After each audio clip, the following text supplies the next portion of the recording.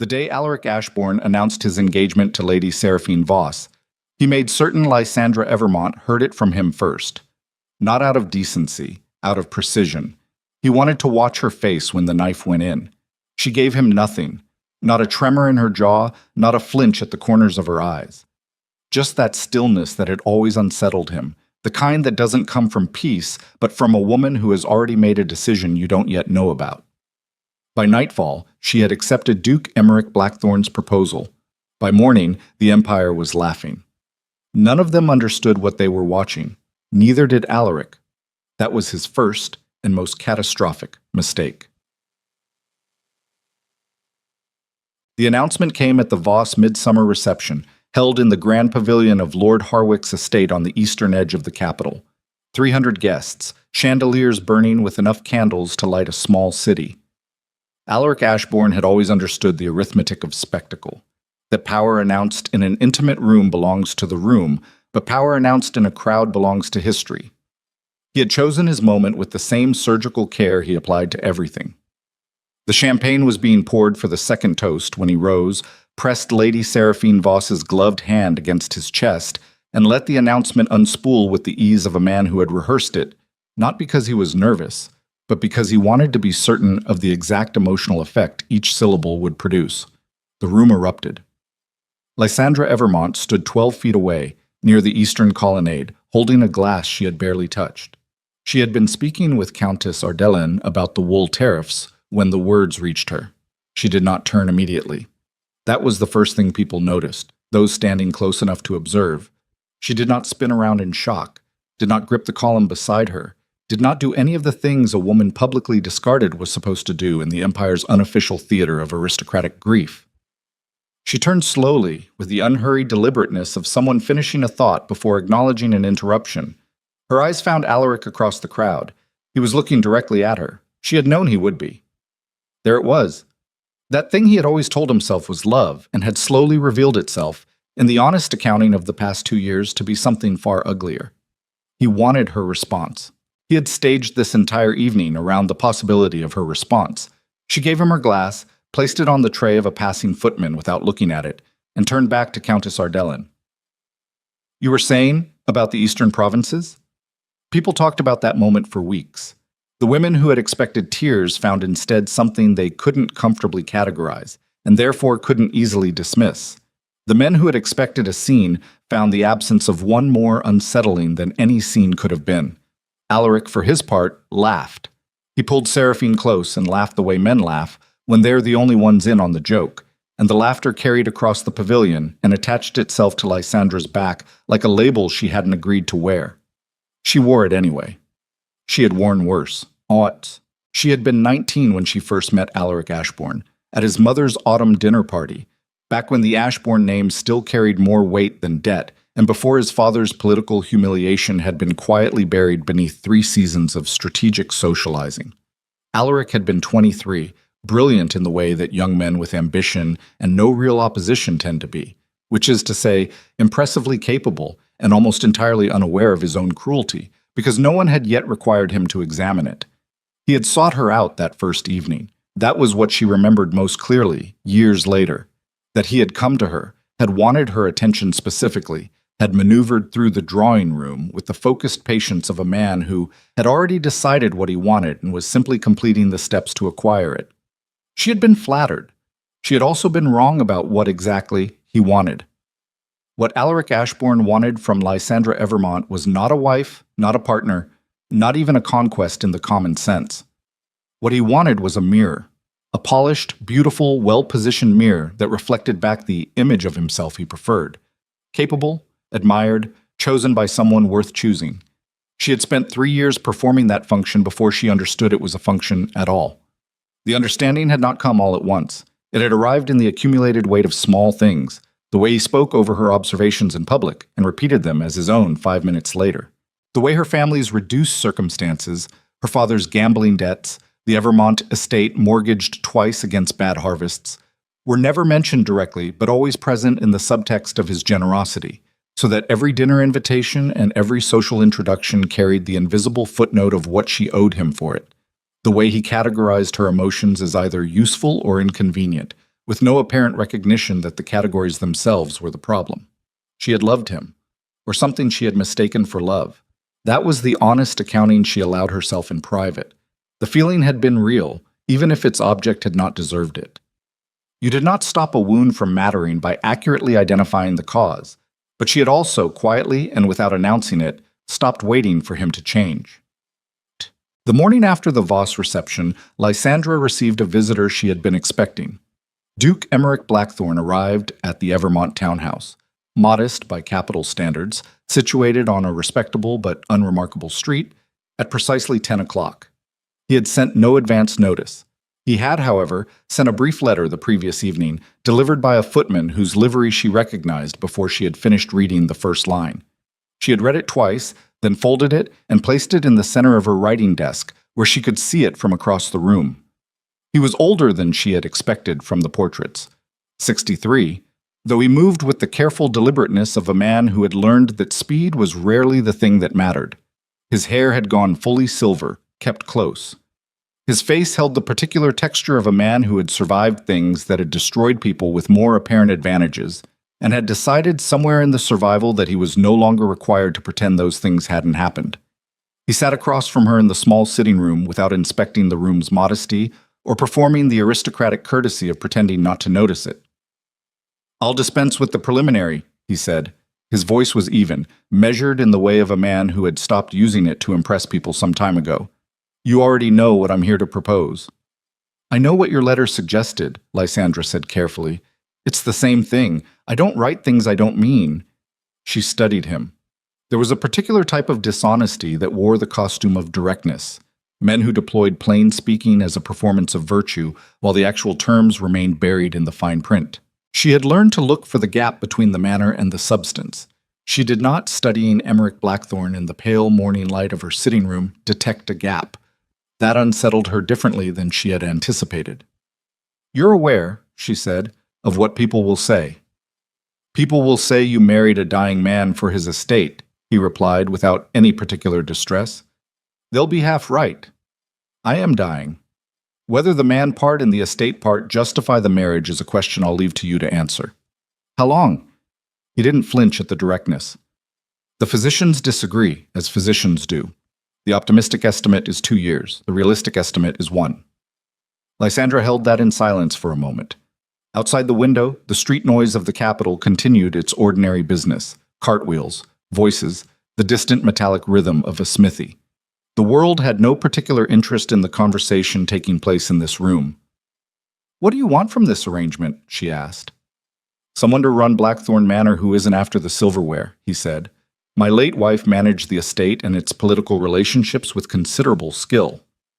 I've been managing alone for 4 years, and I am, frankly, tired of it. I have matters I need to resolve before I'm done, and I need someone with a functioning mind and enough social standing to be taken seriously in rooms I can no longer always enter." He paused. "I also have information about a number of families in this empire whose continued comfort depends on certain documents remaining unseen." Something shifted in the room's temperature very slightly. "Including the Ashbournes," she said. "Including the Ashbournes," he confirmed. He looked at her with the measuring steadiness of a man who had correctly assessed something and was now offering it the way you offer a tool, without ceremony, but with precision. "I want someone who will use that information wisely, not vindictively, wisely." "Those aren't the same thing," she said. "No," he agreed, and something that might have been satisfaction moved briefly across his features. "They are not. That's why I'm asking you." The silence stretched. A coal shifted in the grate. Lysandra looked past him at the letter on her writing desk, though from this angle she could see only its folded edge. She thought about Alaric's laugh from across the pavilion. She thought about 3 years of carrying someone else's image of her while her own went tended to. She thought, more clearly than she expected to, about the Countess Ardellen finishing her sentence about the wool tariffs, as if the world's loudest announcement had not just been made 12 feet away, and about the fact that she, Lysandra, had let her. "Tell me about these documents," she said. "Posset." They were married 6 weeks later, in a ceremony that the capital's social machinery processed with magnificent efficiency. The version that circulated in drawing rooms and dinner conversations was already fully formed before the ink dried on the registry. Lysandra Evermont, humiliated by Alaric Ashbourne's defection, had accepted the first proposal that arrived regardless of its merits, the merits being, in the common assessment, approximately none. Emmerich Blackthorne was old, widowed, in failing health, and possessed of a reputation for a certain cold, unglamorous integrity that the aristocracy found admirable in principle and tedious in practice. He had no heirs. He had few allies who attended parties. He was, by every social metric that the empire's upper echelons considered meaningful, a terminus, not a destination. Alaric sent a wedding gift, a set of silver candlesticks from his estate's secondary collection, appraised at a value just generous enough to be polite and just modest enough to be a message. He also attended the ceremony, which was unexpected and which Lysandra processed without visible reaction, though she noted, with more precision than she chose to examine in the moment, exactly where he stood, and the exact angle of his expression when Emmerich placed the ring on her hand. He was smiling. Not warmly. The way a man smiles when he has decided an outcome and is gratified to see the evidence confirm it. She returned none of it. She looked at Emmerich's hands, older hands, deliberate and steady, and thought about documents, about information, about the particular architecture of a situation that everyone around her had already concluded they understood completely and done. The carriage to Blackthorne Manor took 3 hours north of the capital, through country that shifted from the manicured geometry of the Empire's showcase properties to something older and less performed. The estate itself emerged from an avenue of beeches that had been growing there, Emmerich told her without particular sentiment, since his grandfather had planted them as a boy. The manor was substantial but not ostentatious. Stone, serious, maintained with a fidelity to function over impression. The staff assembled in the courtyard, 18 people, from the estate steward to the groundskeeper's apprentice, and Lysandra observed them observing her with the collective assessment of people who had been through a version of this before and had opinions about how it tended to go. Emmerich introduced her simply, without preamble. Her Grace, the Duchess of Blackthorne, she has full authority in the management of the house and grounds. Questions about household matters go to her. No qualifications. No provisional language. Full authority delivered as a statement of present fact, not a promise subject to performance. She felt the staff recalibrate.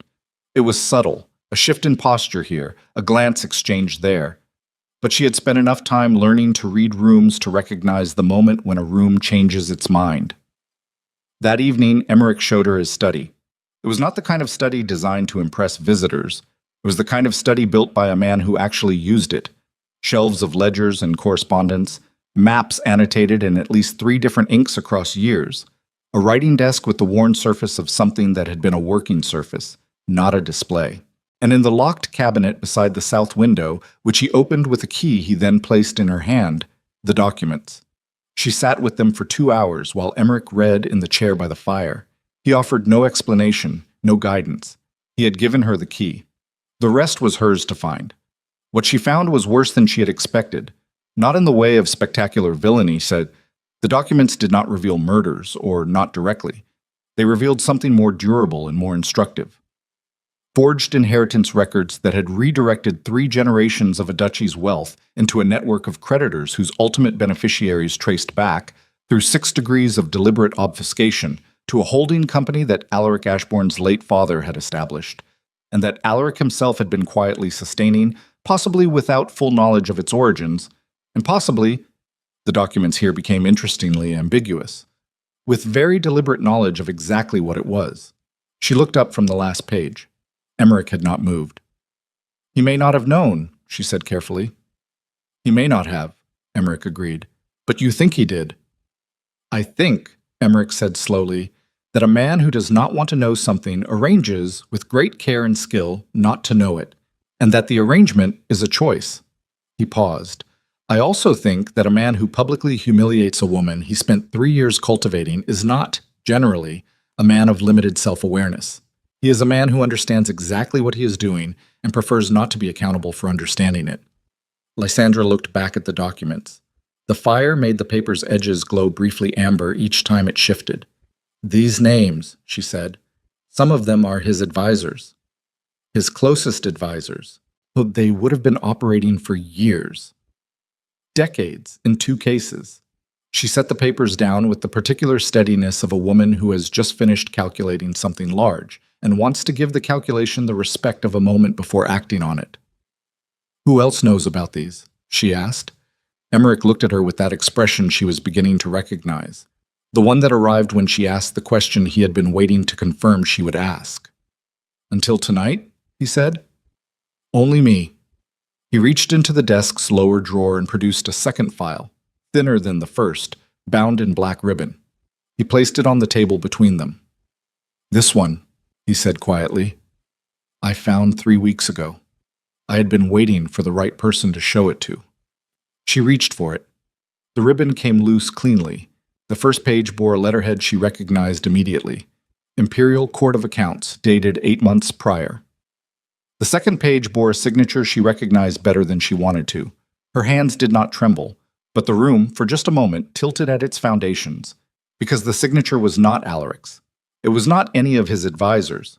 It was a name from the Empire's inner circle, a name attached to offices that did not get publicly named in connection with fraud, a name that meant this was not a story about one corrupt household. This was a story about a system, and Emmerich Blackthorne, with his steady hands and his locked cabinet and his 1 year left to live, had just handed it entirely to her. She raised her eyes from the page. Emmerich was watching her with the grave attention of a man making a transfer, not of property, not of wealth, but of weight. The specific kind of weight you give to someone when you've been carrying it long enough to know you cannot carry it to the end. "The executor of your estate," she said carefully. "When the time comes. Who is it?" Emmerich's eyes did not waver. "As of this morning," he said, "it is Lord Chancellor Drevane." The name landed in the room like a stone dropped into still water. Lysandra understood, in the sudden crystalline quiet that followed, that she was not sitting in a study in the country with a dying old man who had needed help with the household accounts. She was sitting at the center of something that had been assembling itself for decades, that Emmerich had spent those same decades carefully documenting and just as carefully not deploying, because deploying it required someone with the social standing to survive the backlash, the composure not to use it vindictively, and the specific quality of not having powerful friends who might quietly get there first. He had been waiting, she realized, not for a successor, not for an heir, for her. And Lord Chancellor Drevane, the man who would soon legally control the distribution of everything Emmerich Blackthorne owned, including the locked cabinet, including the documents, including the second file with its imperial letterhead, did not yet know she existed. She closed the file. She set it back on the table. She looked at Emmerich with the full force of a woman who had spent 3 years learning that she had been underestimated and had decided, somewhere in the long accounting of that education, to stop correcting the assumption. "Tell me," she said quietly, "everything you know about Drevane's schedule." Emmerich reached for his tea, unhurried. "I was hoping," he said, "you'd start there." Lord Chancellor Drevane kept a schedule so precise it bordered on a medical condition. Lysandra learned this within 48 hours of beginning her research. Learned it not from documents, which could be falsified or omitted, but from people who were almost always more reliable and almost always underestimated as sources by men who preferred paper. The stable master at Blackthorne Manor had a brother who worked the coaching road into the capital 3 days a week. The brother had a wife who laundered linens for the Chancellor's household staff. The wife knew that Lord Drevane left his townhouse every Tuesday and Thursday at 7:15 in the morning for the Imperial Records Office, and every Friday evening at 6 for the private dinner club on Merchants Row that accepted no new members and kept no written guest lists. Lysandra gathered this the way she gathered everything useful, by asking questions that didn't appear to be the questions she was actually asking, and by listening to the answers with the full weight of her attention, which most people, accustomed to being half-heard, found unexpectedly disarming. She sat with Emmerich that evening in the study and laid out what she had assembled so far. Not the documents. She had spent 3 nights with those, cross-referencing names and dates, until she knew their architecture better than the men who had built it. The schedule, the access points, the gaps. "He'll be appointed executor before you need him to be," she said. It wasn't a question. She had read the paperwork. The appointment was already filed with the Imperial Court, effective upon the Duke's deterioration reaching what the legal language described, with characteristic cold precision, as the point of incapacity. "Approximately 4 months from now, by the physician's current estimate," Emmerich confirmed. He had accepted her directness about the timeline as she had accepted his, as a functional necessity between two people who had agreed not to waste the remaining time on performance. So we have 4 months in which Dravain does not yet control this estate, these documents, or our access to them. 3.5, if you want a margin. She looked at the map spread across the center of the desk. The Empire's administrative districts, annotated in Emmerich's careful hand across the years. Her finger traced the eastern corridor, where 4 of the forged inheritance records originated. The families affected by the Eastern frauds, she said. Are any of them still in a position to act? The Merath family lost the most and have the least to lose by making noise about it. Emmerich set down his pen. Their heir, Corvin Merath, is approximately your age. Competent. Angry in the specific way of a man who has been told his anger is not appropriate and has spent the intervening years deciding he disagrees. He'd need proof that could be presented without immediately implicating us as the source. He would. Can it be done? Emmerich looked at her steadily. I spent 20 years deciding it couldn't be done safely. You've been here 5 days and you're already locating the mechanism. He paused, and something moved behind his expression that was not quite amusement but occupied the same general territory. I was perhaps too cautious. Or you were waiting for the right conditions, she said. They're different problems. He was quiet for a moment. Outside, the beach avenue moved in a late wind, and the sound of it reached them through the stone walls as a low, continuous pressure. Not threatening, just present, the way old places asserted themselves against the business of the living. Write to Corvin Merath, Emmerich said finally. Use the secondary address in the Eastern correspondence file. He'll know what it means. Corvin Merath arrived at Blackthorn Manor 12 days later, unannounced by design. Lysandra had specified in her letter that he should come without prior notice, through the servants' road, which was not surveilled and which delivered him to the kitchen courtyard at dusk, like a man who had decided somewhere in the 200 miles between his reduced estate and this one that he had nothing left to protect by being careful. He was 31, with the particular leanness of a man who had been comfortable once and had spent several years learning to stop grieving it. His hands were a gentleman's hands that had done more physical work than a gentleman's hands were supposed to. He assessed the kitchen courtyard with quick, unsentimental eyes, and when Lysandra stepped out to meet him, he assessed her the same way, looking for the angle, the cost, the thing she wanted that made this worth the risk of his presence here. She respected that. Wariness in a man who had been comprehensively robbed was not paranoia. It was evidence of functioning intelligence. Your Grace, he said. The title was new enough that people still inflected it slightly differently than they intended, testing whether she wore it or it wore her. Walk with me, she said. The study is being used. It wasn't. But open air meant no one could position themselves against a door. They walked the south perimeter of the garden, where the light was failing and the groundskeeper had finished for the evening. Lysandra spoke first, which she had decided was correct.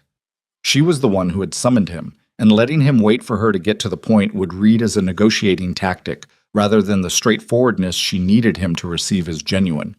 She told him what she had, not everything, not the second file, not the Chancellor's name. The Eastern documents, his family's documents specifically. The mechanism of the fraud, laid out with the precision she had spent 12 days refining until it was comprehensible to anyone with a functioning knowledge of imperial inheritance law, which Corvin Merath demonstrably had, because his expression as she spoke shifted through a progression she watched carefully.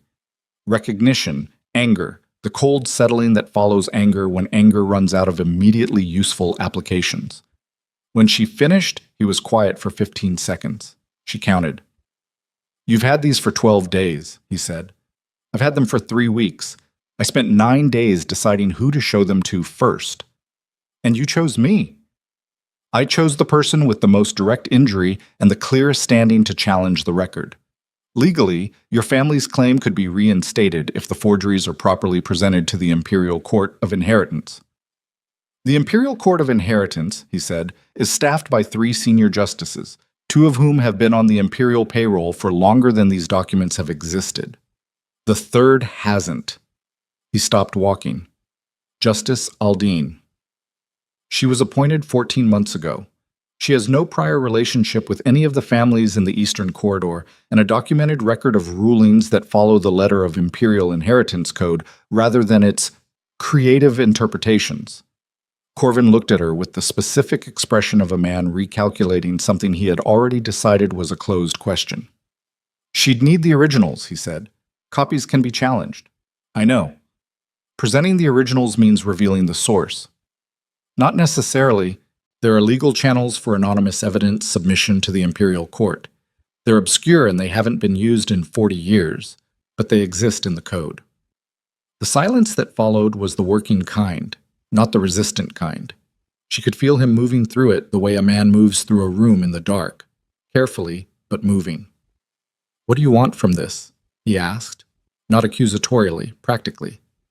Gervain, she said. He blinked, just once, but it was real. The Chancellor. He's in the Eastern documents peripherally. His name appears twice in the correspondence, not in the forgeries themselves, but in the communication chain that authorized their filing.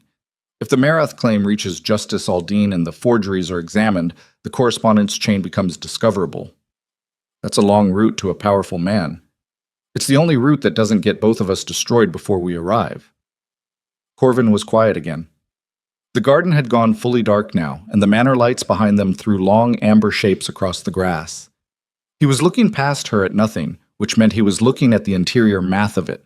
The risks, the timing, the question of whether he trusted a woman he had met 40 minutes ago with the only remaining leverage his family possessed. She didn't push. Pushing here would be the wrong instrument. She had said what was true. He had to arrive at the decision by his own architecture, or the decision would collapse at the first difficulty. I'll need to read the documents myself, he said finally. Of course. And I'll need time to consult with my family's legal representative. Quietly. You have 3 months before the window narrows significantly. Use them carefully. He looked at her directly. You said the window narrows, not closes. I prefer accurate language, she said. The window closes when Dravan takes control of this estate, at which point the originals are no longer in my custody, and the route to Justice Aldine becomes considerably more complicated. He understood the implication. She watched him understand it and watched him not look away from it, which told her what she needed to know about whether he was the right person for the first step of this. All right, he said, show me the documents. Mud. Alaric Ashbourne visited the capital's most exclusive tailor on a Wednesday morning in the 3rd week of autumn and heard Lysandra's name for the first time since the wedding from the mouth of Lord Fenwick Castle, who mentioned with the particular offhandedness of a man sharing something he considered amusing that the new Duchess of Blackthorn had apparently restructured the estate's grain contracts with 3 Eastern suppliers, negotiated a new rate that improved the manor's yield projections by roughly 18%, and had been seen twice in the company of Countess Ardelen, who was, as everyone knew, not a woman who spent her time with people she did not consider worth the expenditure. Alaric said nothing. He adjusted the line of his jacket in the tailor's mirror and said nothing, which he would not have had to consciously manage if the information had landed the way he expected information about Lysandra to land, with the dull, gratifying weight of confirmed outcome. It did not land that way. He thought about it on the carriage ride back to Ashbourne House. He thought about it while reviewing the afternoon's correspondence. He thought about it, with a persistence that irritated him in direct proportion to his awareness that it was persisting, through the evening dinner with Seraphine and her father, who was discussing the terms of the settlement agreement with the focused enthusiasm of a man who considered financial arrangements the primary language of affection. Lysandra was restructuring grain contracts. Lysandra was meeting with Countess Ardelen. Lysandra, who was supposed to be quietly and conclusively losing, was doing things that sounded filtered through the flatness of Fenwick Cassell's anecdote, like the early movements of a woman building something. He told himself it was the old man's money. It had to be. She had access to Blackthorn resources now, and she was simply deploying them. Any reasonably intelligent person could improve a neglected estate's contracts with sufficient capital behind them. It meant nothing about her specifically. He believed this with the partial, uncomfortable conviction of a man who has constructed an explanation he knows is slightly too small for the thing it's supposed to contain. The letter from his senior estate manager arrived 3 days later. Alaric read it twice in his study, alone, with the door closed. Marcus Holt had managed the Ashbourne financial interests for 11 years. which meant he had been in position during the full duration of Alaric's father's administration and the first 4 years of Alaric's own. He was loyal with the specific loyalty of a man who had made himself indispensable and therefore trusted that his position was secure. He was also, as the letter made increasingly clear in its careful, measured language, beginning to be nervous. The letter concerned an inquiry, not official, not yet. A request for documentation from a junior clerk in the Imperial Records Office, relating to the Ashbourne Estate's property holdings in the Eastern Corridor during the period 16 years prior. The request was technically routine. It was the kind of administrative correspondence that moved through the records office continuously, generating no particular attention. Marcus did not think it was routine. He had written 3 paragraphs explaining why he did not think it was routine, each paragraph more carefully worded than the last, each one advancing the argument without quite arriving at the explicit statement that would commit him to a position from which he could not retreat. Alaric set the letter down. He picked it up again. He read the name of the junior clerk in the records office, an unremarkable name, no one he recognized, and then read the date of the inquiry, and then sat very still for a moment. The date was 4 days after Lysandra Evermont had arrived at Blackthorn Manor as its duchess. He told himself this was coincidence. He told himself this with the full force of a man who does not believe in coincidence, but would very much prefer, in this particular instance, to make an exception. Then he picked up his pen and wrote a response to Marcus Holt that said, in the careful language of a man who also did not want to commit himself to a position from which he could not retreat, to find out who had initiated the request, and to do it without leaving evidence that the inquiry had been noticed. Lysandra was in the East Wing study when Emmerich found her, 3 weeks into Corvin Marath's review of the documents. The old Duke moved more slowly now than he had in September, not dramatically, but consistently, in the way that made you aware, if you were paying attention, that the line was trending in one direction and would continue to do so. She was aware. She paid attention to everything now with a precision she had not known she possessed before she had a reason to develop it. Survival, she had learned, was largely a function of accurate observation, not intelligence in the abstract, but the specific intelligence of seeing what was actually in front of you rather than what you expected. Marath has agreed, she said before he could speak. She had heard the courier arrive an hour ago and had been waiting. He has. Justice Aldine will receive the submission through the anonymous channel next week. Emmerich lowered himself into the chair by the window with the deliberate care she had stopped pretending not to notice. There's something else. Something in his voice changed the quality of the room's silence. She set down her pen. Holt, Emmerich said. Marcus Holt, Alaric's estate manager. He's been asking questions about the records office inquiry. How do you know? Because the junior clerk who filed the request works for a man who has owed me a professional courtesy for 7 years, and who considers the repayment of professional courtesies a matter of personal honor. He paused. Alaric knows something has moved. He doesn't know what or where it originates, but he's looking. Lysandra absorbed this. The firelight moved across the map on the desk between them. How much time before he locates the source? Holt is competent. A month, perhaps 6 weeks, if we're fortunate. And the Marath submission to Justice Aldine requires how long to process before the correspondence chain becomes discoverable? 60 days under standard procedure, 40 if Aldine prioritizes it. The arithmetic was not comfortable. She ran it again, looking for the margin, and found it narrow and contingent on things she could not fully control, but present. We can make 40 days, she said. Lysandra. Emmerich said her name with the particular weight of a man who has decided to say something he has been carrying for a while. If Holt finds the trail before Aldine completes her review, Alaric will come to you directly. He will not send representatives. He'll come himself, because this will have become, for him, personal in the way that overrides his better judgment. I know. He'll offer you a settlement, something that looks like resolution and functions as burial. He's done it before, with the Carver creditors and with the Duell tenancy dispute. He's very good at it. She looked at the old Duke steadily. I know that too. I want to be certain, Emmerich said, and his voice had that quality now of something being transferred, the weight of it crossing the air between them. That you understand what you're committing to by not taking the settlement. The documents we have touch the Chancellor. The Chancellor has the ear of the imperial household. If this goes wrong, The protection I can offer you has an expiration date that is not far from today. The fire settled. Outside, the first real cold of the season had arrived, and the window glass held it at distance but did not pretend it wasn't there. She thought about Alaric's laugh across the pavilion. She thought about 3 years and every small, practiced erasure she had mistaken for accommodation. She thought about Emmerich's hands placing the key in hers. "I understand what I'm committing to," she said. Emmerich nodded once, slowly, the way men nod when the answer is the one they needed to hear, and the needing of it is also, in its way, a cost. "Then I need to tell you about the third file," he said. She went very still. "I have been waiting," he said quietly, "because I wanted to be certain of you first. I am now certain." He reached into his jacket, not the cabinet, his jacket, which meant he had been carrying it, and placed a slim envelope on the desk between them. "This arrived the day before I wrote to propose our arrangement. It was delivered by hand, no return address, by a courier I have never been able to identify." She did not reach for it immediately. She looked at it. "What's in it?" "Evidence," Emmerich said, "that the fraud in the Eastern Corridor was not the origin. It was the rehearsal." He met her eyes. "The origin is 23 years old, and it involves a name that, if it becomes public, will not merely destroy Alaric Ashbourne's political career." He paused.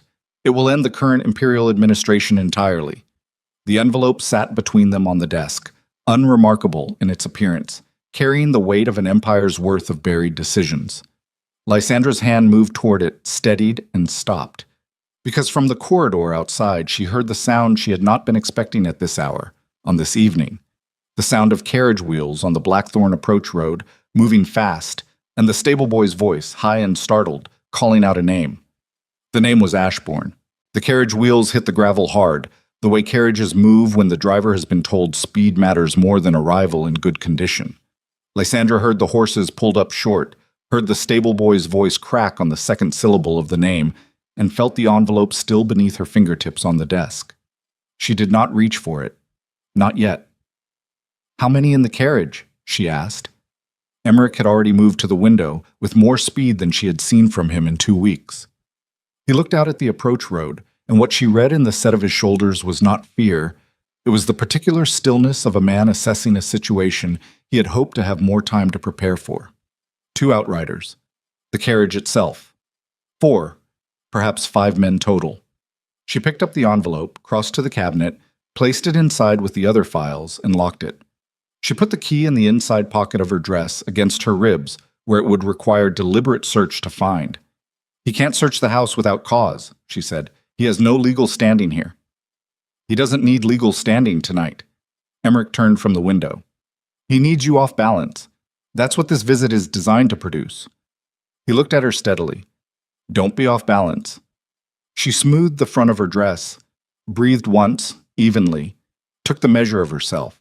The cold in her hands, the elevated pace of her pulse, the way the room had narrowed slightly in the way rooms narrow when danger enters the perimeter, and then set all of it to one side, not suppressed but acknowledged, filed as data rather than experience.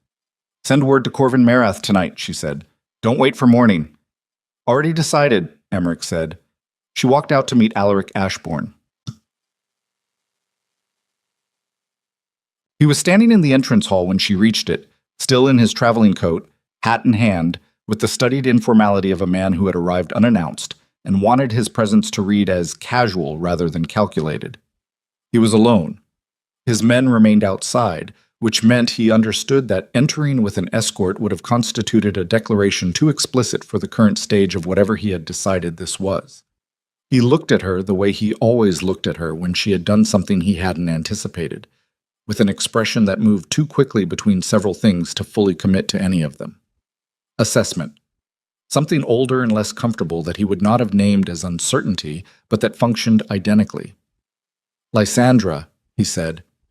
"Your Grace," she said. The title landed between them with precision. His jaw tightened, barely, the way it tightened when he encountered a social instrument he hadn't introduced and could not immediately control. "I was in the area," he said. "I thought I'd—" "You were 2 hours north of anywhere you have business being," she said pleasantly. "What do you want, Alaric?" He let the pretense go. She had expected him to maintain it longer. He was generally more patient with his own performances, but something about the evening, about whatever Marcus Holt had told him, had eroded his usual architecture. He looked around the entrance hall with the slow deliberateness of a man cataloging what he sees, pricing it, locating it in a mental map of threat and resource. "Walk with me," he said. "I don't think so." He looked back at her. "I'm not here to fight with you." "Then say what you came to say from where you're standing." A beat. He turned his hat over in his hands once, a gesture she recognized, the specific physical tell of a man organizing his approach, and then set it on the entrance table with the deliberateness of someone choosing to stop managing his appearance. "There are inquiries moving through the records office," he said, "concerning the Eastern Corridor properties, concerning documentation from 16 years ago." He watched her face. "You know about them." "I know about a great many things," she said. "Emmerich's household has extensive correspondence. The inquiries originated from this estate." "That's a serious allegation for a social call." "Lysandra." His voice dropped, lost its performance quality, became the voice he used when he had decided to be direct, in the specific way that was still, at its foundation, a form of pressure. "I'm not interested in a legal confrontation. I'm here because there are documents that, if they reach certain offices, could cause damage extending well beyond my household, damage to families who have done nothing to you, damage to people who are not part of whatever you think this is." She studied him. The firelight from the hall sconces moved across his face and showed her something she had not expected to find there. Not the confidence she associated with him, but something that sat behind the confidence like a structure revealed when the facade develops a crack. He was genuinely frightened, not of her, or not only of her, of whatever he knew about what those documents contained. "What would you offer?" she said. He blinked. He had expected more resistance before this question, which told her she had asked it at the right moment. "The Evermont debt," he said. "Cleared. Completely. Your father's estate, restored. I have the connections to manage the creditors quietly, and a formal letter of introduction to 3 families in the Northern Court who are currently consolidating influence. Your position here secured, regardless of—" He paused, looked at the hallway around him. "Regardless of what happens to the current Duke." She let the silence extend to its natural length. "You know what's in the documents," she said. "I know enough." "Do you know about the Chancellor?" The change in his face was very small and absolutely conclusive. He knew about the Chancellor. "Go home, Alaric," she said. "Lysandra, go home. Whatever brought you here tonight, it has not produced the result you needed, and staying longer will not improve that." She held his gaze. "I'll have your carriage brought around." He stood there for a moment, and what moved across his face in that moment was not anger. Anger would have been manageable, familiar, the emotion she had spent 3 years learning to navigate. What moved across his face was something rawer and less articulate, the expression of a man who has organized his entire understanding of a situation around one central assumption and who is watching that assumption develop a fracture line he cannot locate the origin of. He picked up his hat. He left. She listened to the carriage wheels on the gravel until they faded, and then she stood in the entrance hall alone for 60 seconds, breathing carefully, before she walked back to the study. The betrayal did not arrive the way betrayals announced in her mind always had, with drama, with confrontation, with the decency of being visible before it landed. It arrived 4 days later in the form of a letter from Justice Aldine's office, addressed to Emmerich, delivered by Imperial Courier at 9 in the morning, with the red seal of the Court of Inheritance on the outer fold. She opened it because Emmerich was with his physicians. She read it 3 times. The anonymous submission through the inheritance channel had been received. It had been reviewed by Justice Aldine personally. It had been found legally sufficient for preliminary investigation. It had also been reviewed, as procedural requirement dictated, by the senior administrator of the Court of Inheritance, who was responsible for assigning investigative resources to new submissions. The senior administrator was a man named Harwick Tollins. Lysandra had seen that name once before, in the Eastern correspondence files, in a letter dated 19 years ago, written in a hand she had not identified because it was not signed with the writer's full name, only initials. H.T. She sat with the letter in the study, and the full architecture of what she was looking at assembled itself in the silence with the merciless clarity of a thing that has been true for some time finally becoming visible. Tollins had the submission. Tollins had the originals. They had been required for the anonymous channel, just as she had told Corvin they would be needed. Tollins was in the correspondence chain. Tollins worked every day within 3 offices of Lord Chancellor Drevane. She had handed the evidence to the infrastructure of the very system the evidence was designed to expose. The cold that moved through her was not shock.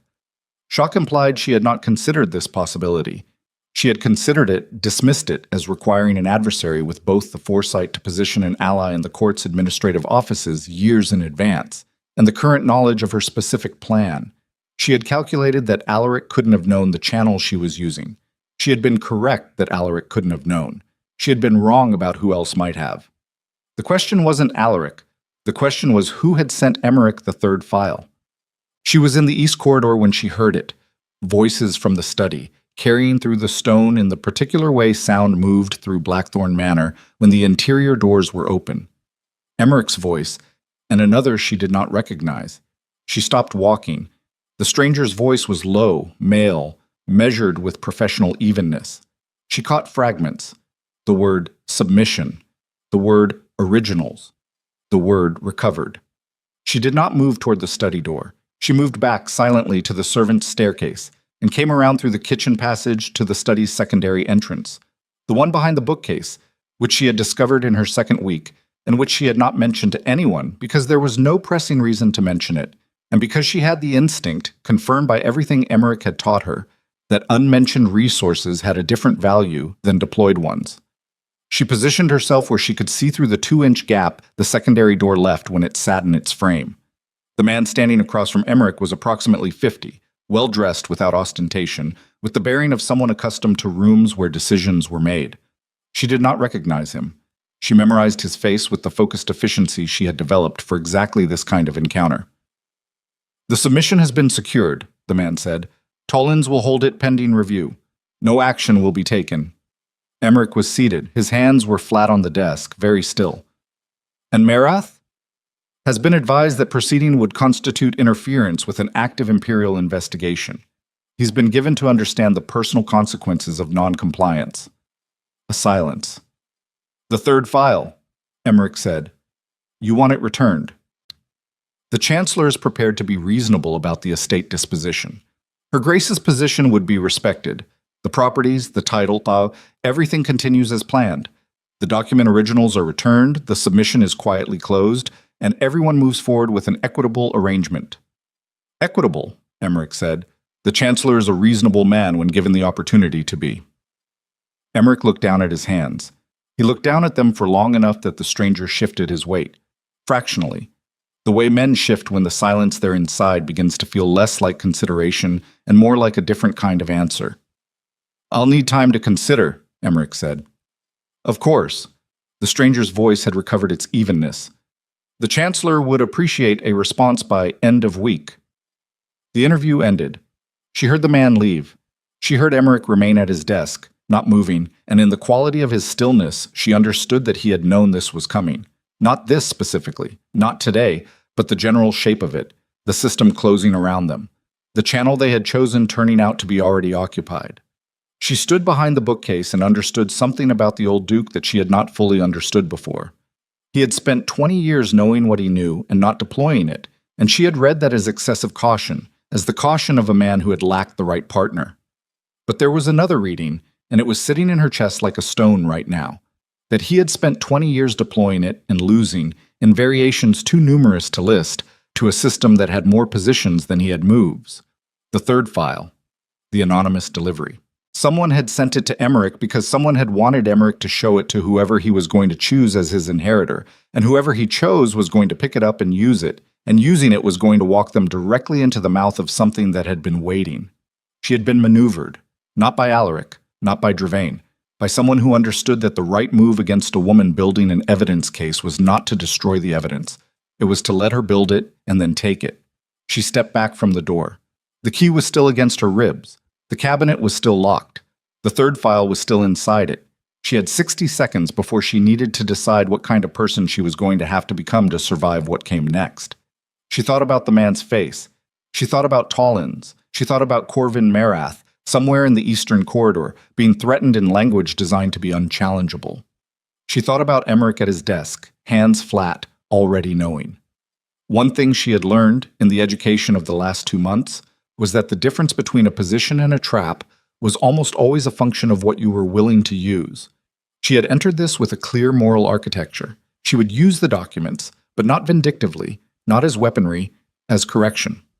Emmerich's words, use it wisely. Wise had assumed she was operating in a system where wisdom had operational value. She was not operating in that system.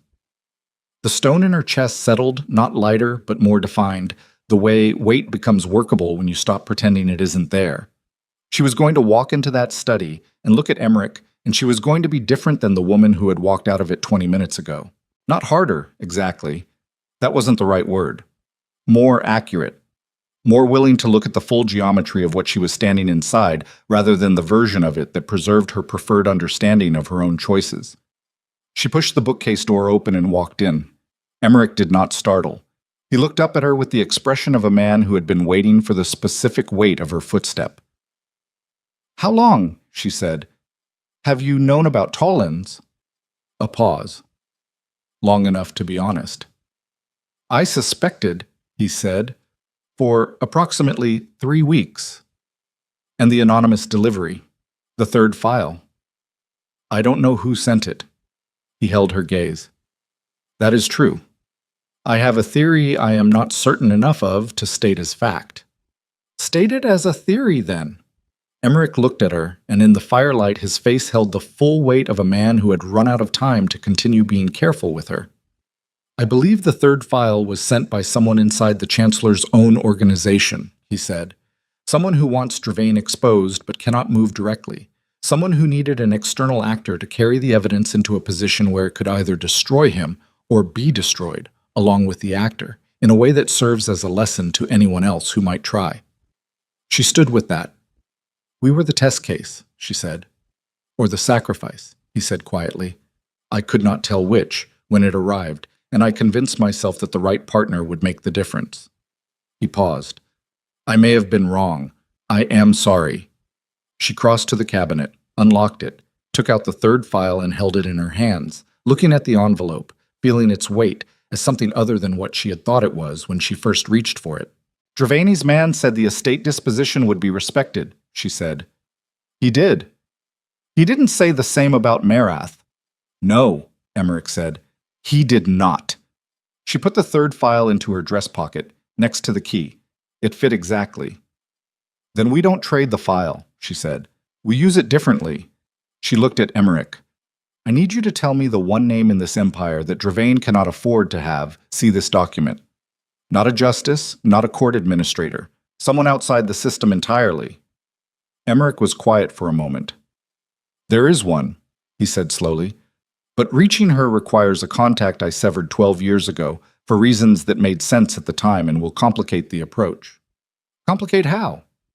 "She will not speak to me. She may speak to you." He paused. "She is the widow of the man who originally discovered the fraud 23 years ago. Her husband was killed before he could present his findings. She has been waiting since then for someone to arrive with enough evidence to make his death mean something." The fire settled. Outside, wind moved through the beach avenue. "Her name?" Lysandra said. "Marin Aldrich," Emmerich said. "She lives under a different name, in the eastern provinces, under Dravain's indirect protection, which is to say, she is watched and controlled and believes herself to be without allies." "She's wrong about that now." "Yes," Emmerich said, with the gravity of a man making a final commitment. "She is." From outside at the edge of the property, the sound of horses. Not carriage horses this time. Not the controlled rhythm of a formal visit. 3 animals moving fast, splitting at the gate, taking positions. She went to the window. The men outside wore no livery she recognized. They were not Ashbourne men. They were not Imperial couriers. They were positioned at the 3 points of the property's access roads with the professional spacing of people who had done this before. They were not there to deliver a message. They were there to make certain no message left. Her hand closed around the third file against her ribs. The key was cold against her skin. Corvin Marath was unreachable. The submission was captured. The evidence channel was closed. Emmerich's man outside the capital was compromised. Every path she had spent 2 months building was gone, except one. Maren Aldrich in the eastern provinces, who had been waiting 23 years, who was watched and isolated and believed herself without allies, and who was about to receive a visitor no one currently watching this property had any reason to anticipate, because no one watching this property knew about the servants' road. "Is there a horse in the eastern stable," she said, "that can run 4 hours without stopping?" Emmerich looked at her for a long moment with the expression of a man who had been hoping she would arrive at exactly this question. "Yes," he said. "Her name is Calla. She knows the eastern road." Lysandra turned from the window. Everything she had been before tonight, careful, measured, working within the system's available channels, was no longer sufficient for what came next. She understood this the way you understand physical facts, without sentiment, without the luxury of grieving the version of the situation you'd preferred. The woman who had walked into Blackthorn Manor 2 months ago with a plan and a set of documents and a belief that the right combination of legal instruments and patient strategy would be enough had just run into the hard edge of how power actually protected itself. That woman was finished. What walked out of the study and toward the eastern stable, in the dark, with a third file pressed to her ribs, and 3 armed men on the access roads who were watching the wrong exits, was something that had not existed before tonight, something that had been made, specifically, by the last 20 minutes of her life. She didn't have a name for it yet. She didn't need one. Not tonight. Tonight she just needed to ride. The eastern road out of Blackthorn was not a road so much as a memory of one. 2 ruts pressed into the earth by generations of supply carts, running through the back of the estate's woodlot and emerging half a mile beyond the property line onto the open country that stretched toward the Empire's agricultural corridor. No lampposts, no maintained surface, just cold ground and the dark pressing in from both sides, and Calla's breathing in front of her, steady and deep, the horse moving with the focused intelligence of an animal that knew this route better than its rider did. Lysandra rode low and kept her weight forward. The file was inside her coat, flat against her sternum, and she could feel it with every stride. Not the paper exactly, but the knowledge of what the paper contained, pressing back against her ribcage like a second heartbeat that had arrived uninvited and refused to leave. She did not think about the men at the access roads. They were behind her now, watching gates she had not used. She thought about Emmerich in the study, sitting with the knowledge that she had left, and the knowledge of what her leaving meant.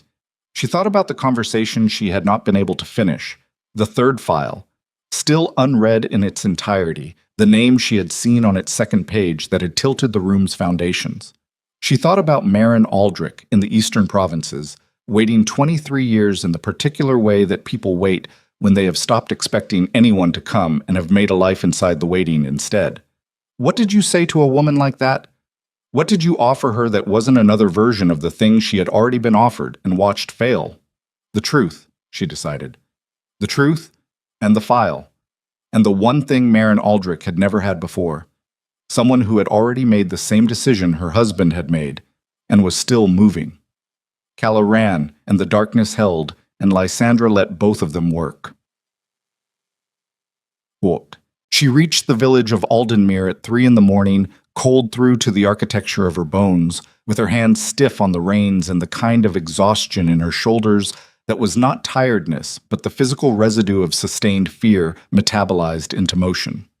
She found the inn Emmerich had described, left Calla with the stable hand, and went to the back room where a man named Torsten, Emmerich's severed contact, the reason for the complication, was sitting with a cup of something hot, and the specific alertness of a person who had been told to expect a visitor and had not been told when.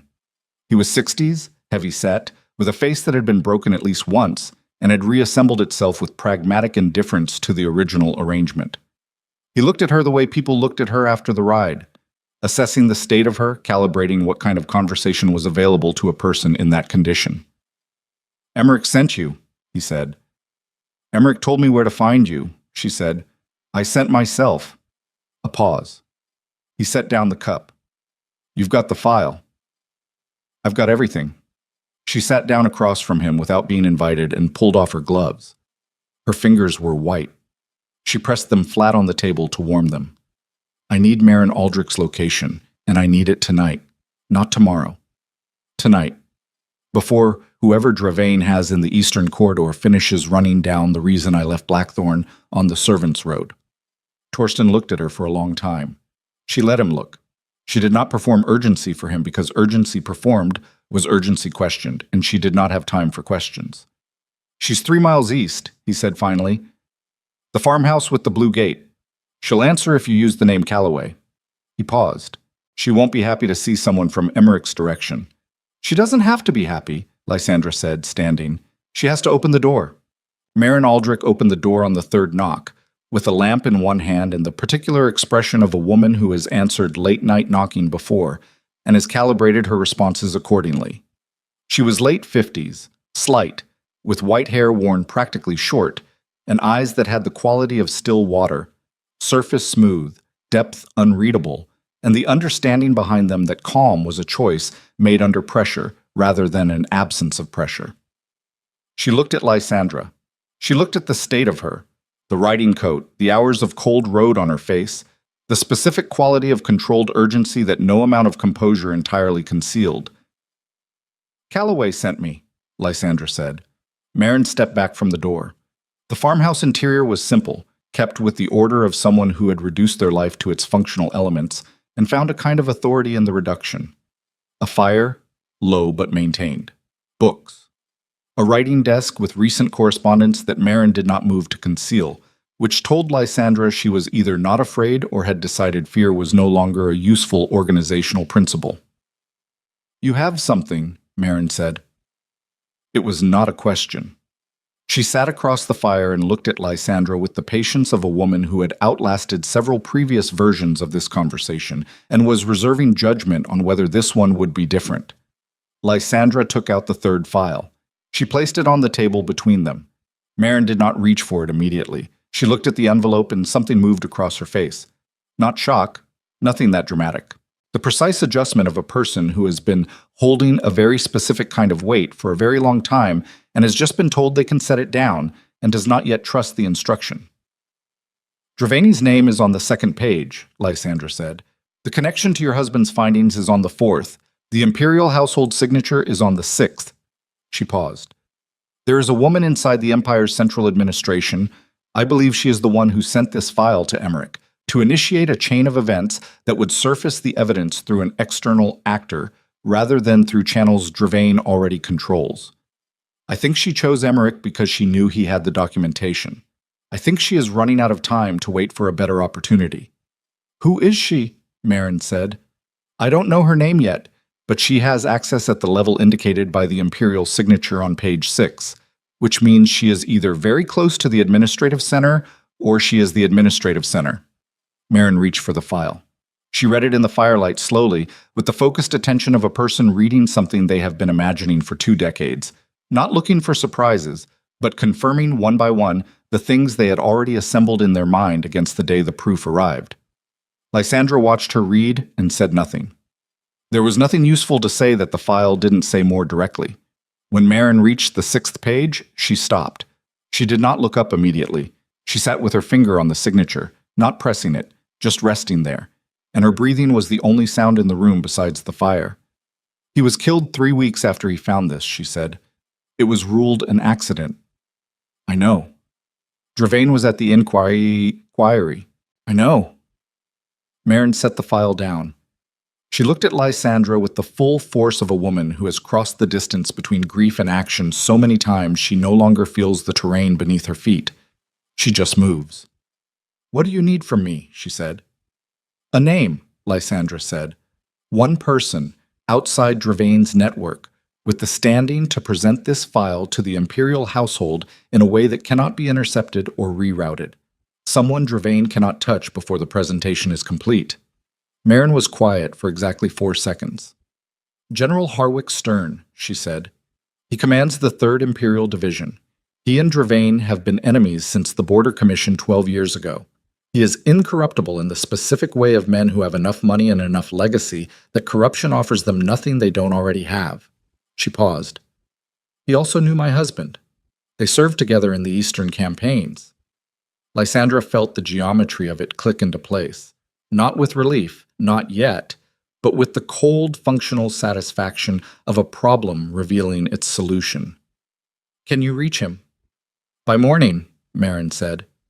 "If you're willing to ride again." And she was willing.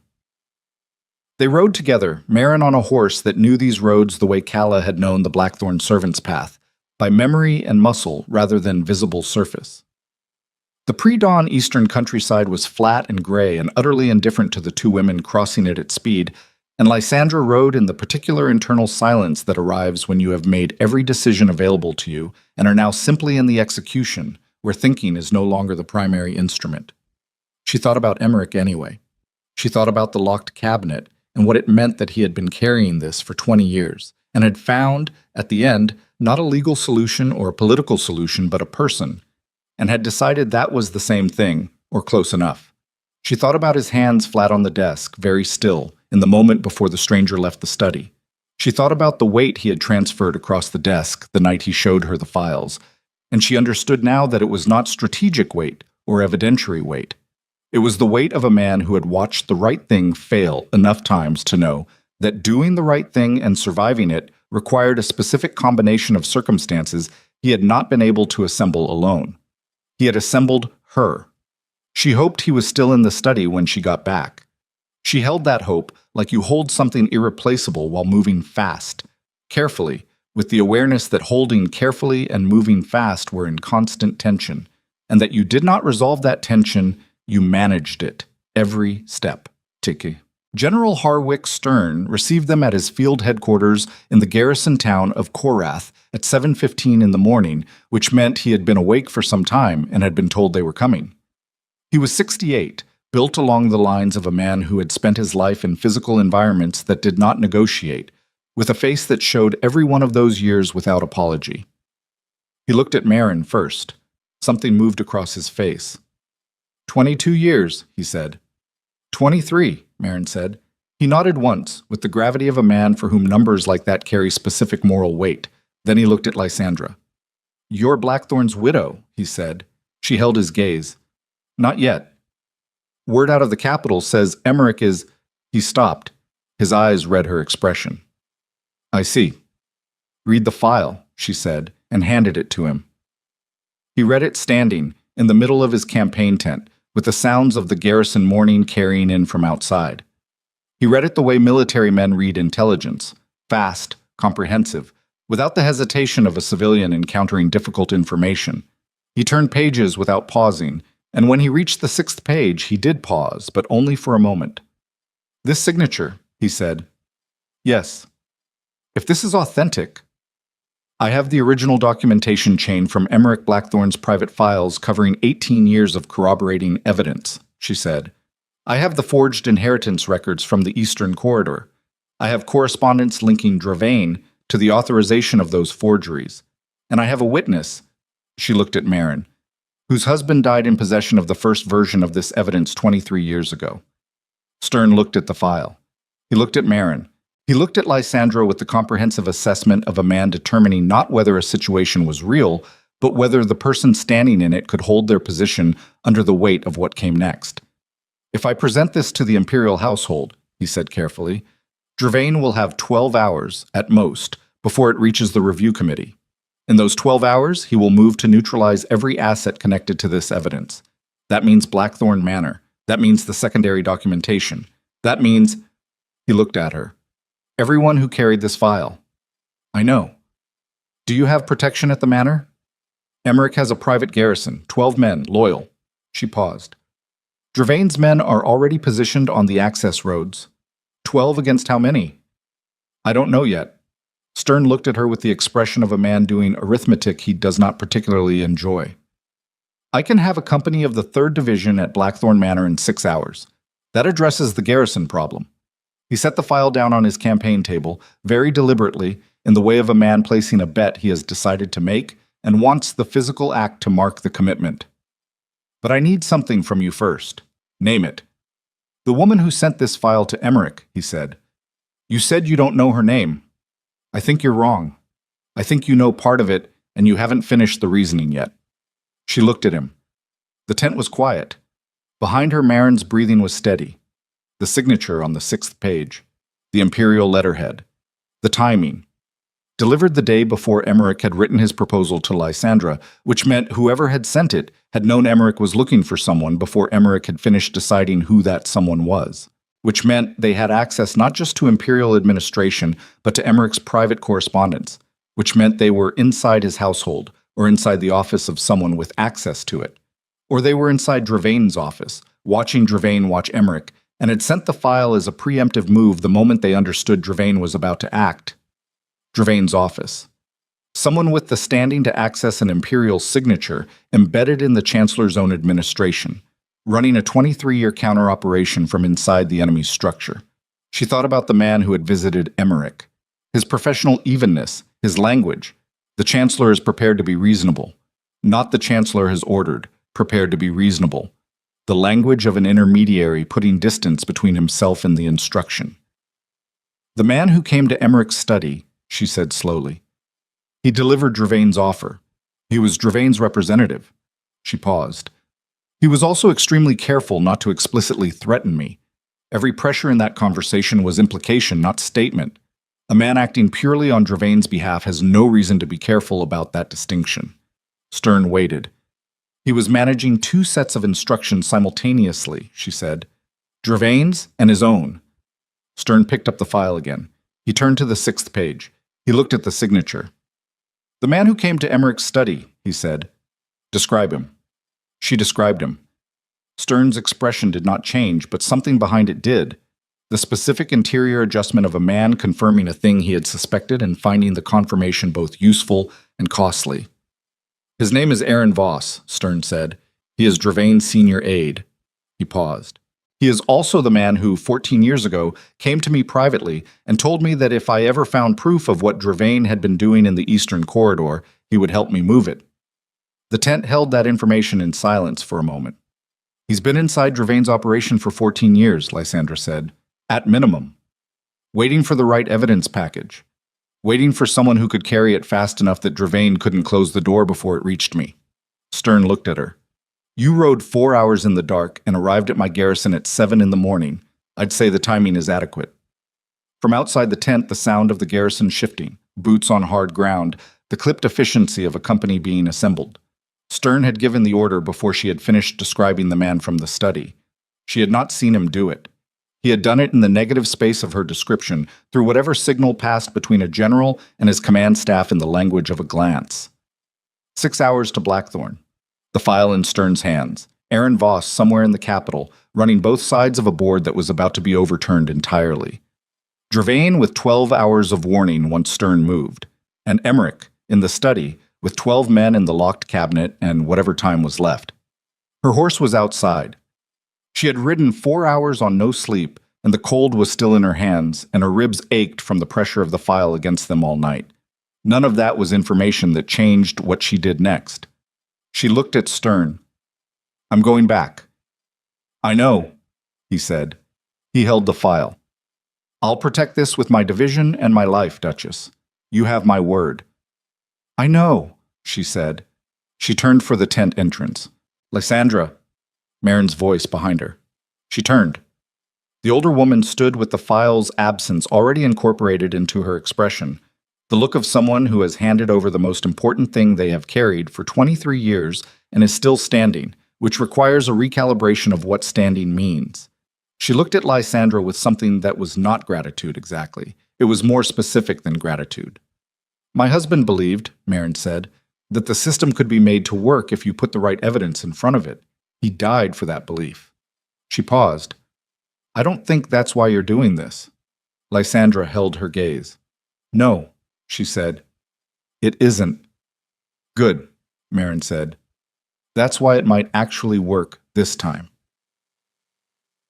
She pushed Calla hard on the return road and reached the Blackthorn perimeter in just under 5 hours. The men at the access roads had not moved. They were still posted, which meant Dravain's network had not yet received news of Stern's involvement, or had received it and had not yet processed its implications. Either gave her a window. She came in on the servants' road again, from the opposite direction this time, and reached the kitchen courtyard at noon to find it organized with the controlled tension of a household that has understood, in her absence, that the situation has become structural. The estate steward met her in the courtyard. His name was Brennan, 51, a man with the compact efficiency of someone who had been running this household through difficult years and had opinions about how difficult could get. "The men on the access roads doubled at dawn," he said. "8 now. They're not moving, but they're watching the main approaches." "Stern's company arrives in approximately 1 hour," she said. "They'll come on the northern road. When they do not engage the men on the access roads. Let Stern's officers manage the positioning." Brennan looked at her with the assessment of a man recalibrating the situation he thought he understood. "You reach Stern." "I reach Stern." Something in his shoulders released, fractionally, the way a held position releases when the relieving force appears on the horizon. "His Grace," he said, "he's been asking for you since 7. She was already moving. Agate said. Emmerich was not at his desk when she reached the study. He was in the chair by the window, and the change in him from the night before was visible in the way that changes become visible when you have been paying very close attention. Not dramatic, not sudden, but present in the altered economy of his movements, the way he held his own weight. He looked up when she came in. She told him everything, quickly, in the compressed sequential language of someone reporting to a commander. Torsten, Marin, the ride, Stern, Aaron Voss, the company on the northern road, the file in Stern's possession. She told it without performance, and he received it the same way, and when she finished, he was quiet for a moment. Voss, he said. I should have considered Voss. You were managing too many variables. That's a charitable interpretation. It's an accurate one. She sat down across from him. The window behind him showed the estate grounds, ordinary, December pale, the beach avenue bare, and the sky low and white. The men on the access roads were visible from this angle as two shapes near the eastern gate, not moving. Stern's company changes the external position. The file is protected. Dravain has 12 hours before the review committee sees it. Then we have 12 hours to ensure that the secondary documentation is secured in Stern's custody rather than this cabinet, Emmerich said. I'll ride to Korath again when his company arrives. No. His voice was quiet but absolute. You've ridden enough. We send Brennan with the documents under military escort. He paused. There's something else. She waited. Alaric was here, he said. This morning. Early. Something cold moved through her that was separate from the tactical situation entirely. He came to the house directly, Emmerich said. Brennan turned him at the door. But he left a letter. He gestured to the desk. She crossed to it. The letter was unsealed. Brennan had read it, which was correct, and she would have told him to do exactly that. She read it standing. Alaric's handwriting, which she knew as well as her own from 3 years of correspondence. Controlled, precise. The handwriting of a man who understood that the manner of writing communicated something beyond the content. The content was brief. He had learned of Stern's involvement. He did not know how. The speed of it suggested a network she had not fully mapped, someone in Korath, or on the northern road with a line into Ashbourne House. He was not writing to threaten. He was writing, in language stripped of its usual social architecture, to say one thing, that the documents concerning the Ashbourne Eastern holdings were separate from the Chancellor's fraud, that he had not known the full scope of his father's arrangements when he inherited them, that he was prepared to provide evidence of that separation to any investigating body. He was not asking for mercy. He was not asking for anything. The letter contained no ask. It was a statement, delivered in the language of a man who had spent a long night in the company of information that had destroyed his previous understanding of his own history. She read it twice. She set it down. Emmerich watched her. He said nothing. Outside, from the northern road, the sound arrived. Ordered, rhythmic, the specific percussion of a military company moving at pace. Stern's men, ahead of schedule. And from the capital direction, simultaneously, the sound she had been expecting since the access roads doubled at dawn. A second carriage, moving fast, with the outrider configuration of an official imperial vehicle. Not Alaric. The crest on the carriage door was visible from the study window as it came up the main approach. A crest she recognized from the third file's letterhead, from the imperial signature on page 6.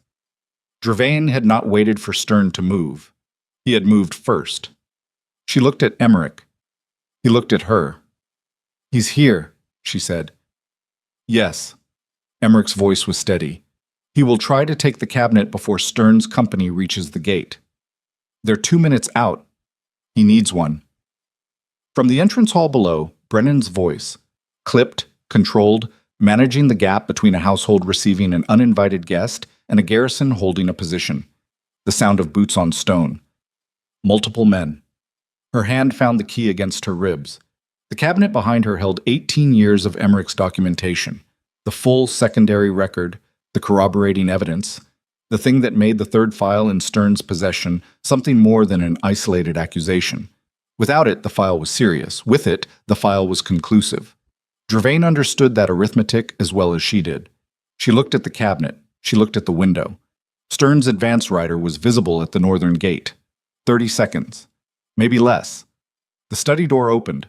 Lord Chancellor Gervain was not what she had assembled in her mind from the documents. Not older, not more dramatic. He was compact, precise, with the absence of affect that belonged to men who had spent decades making consequential decisions and had stopped experiencing them as emotionally distinct from administrative ones. He looked at Emmerich with the expression of a man visiting a situation he had allowed to develop longer than he should have, come finally to close it. Then he looked at Lysandra. He looked at her the way people looked at something they had not included in their calculations, and that was precisely the look she had been waiting for. "Duchess," he said. "Chancellor," she said. From outside, the sound of Stern's company moving through the northern gate and the sound of Gervain's guards at the access roads encountering the math of a company versus 8 men, and making the only calculation available to professionals in that situation. Gervain heard it. She watched him hear it. He looked at the cabinet. He looked at the key she was not touching, but that he had calculated was somewhere on her person. He looked at the window, where the military configuration outside was becoming rapidly definitive, and he looked back at her. "You are," he said carefully, "considerably more resourceful than anticipated." "I've been told," she said, "that the people who underestimate me tend to find that instruction arrives somewhat late to be useful." The silence in the study had the quality of something suspended at its highest point, the moment before everything that has been accumulating resolves into the specific shape of its consequence. Gervain stood between the door and the cabinet. Stern's men were in the courtyard. The secondary documentation was 18 inches behind her back. The third file was 3 hours north, in a general's hands, already beyond reach. Gervain's face made a series of small adjustments, each one representing the death of a possible move, until what remained was the expression of a man who had arrived at the last room in a house and found it occupied. "The documents in that cabinet," he said, "are not sufficient on their own to—" "I know," she said. "That's why they're not on their own." He went very still. Outside, boots on the entrance steps. Stern's officer requesting admission in the formal language of military authority, which Brennan was answering in the formal language of a household extending full cooperation. Gervain looked at the door. He looked at the cabinet. He looked at Lysandra Evermont standing between him and both of them, with the key against her ribs and 4 hours of dark road on her face, and nothing behind her eyes that resembled the woman he had expected to find here. "You'll want to sit down," she said. "This is going to take some time." The door to the study opened, and everything that had been inevitable since the night of the Voss reception, since Alaric's laugh across the pavilion, since the key placed in her palm, since the third file pressed against her sternum through 4 hours of darkness, arrived all at once in the room. Gervain sat. Not because she had told him to, exactly. Men like Gervain did not sit because women told them to, and they both understood that. He sat because the officer who entered behind him was Captain Aldrin of Stern's 3rd Division, who carried himself with the particular authority of a man backed by 200 armed soldiers in the courtyard, and who had addressed the Chancellor by name with the flat professional courtesy that strips a title of its social weight while technically preserving its form. The study had never felt smaller. The fire had burned low. The window showed the courtyard in military configuration, organized, unhurried, the kind of presence that does not need to announce itself because its dimensions do that work already. Gervain looked at all of it. His face did not break. Men like him did not break in the visible way. They recalculated, visibly, behind the architecture of composure, finding the new geometry of a situation that had moved past the point where their primary tools applied. "You've been thorough," he said. It was not a compliment and not quite an accusation.